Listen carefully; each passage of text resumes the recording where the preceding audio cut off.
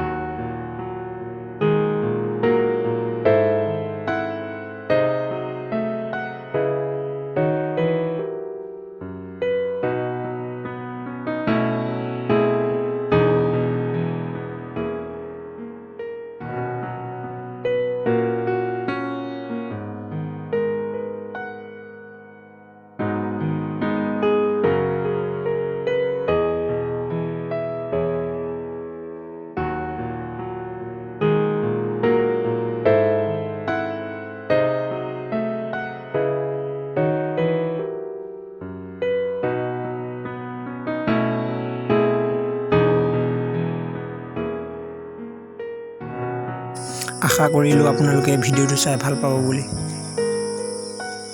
তেনেহ'লে লাইক এটা কৰিব আৰু মোৰ চেনেলটোত যদি নতুনকৈ আহিছে প্লিজ ছাবস্ক্ৰাইব কৰি দিব। আজিলৈ বাই বাই।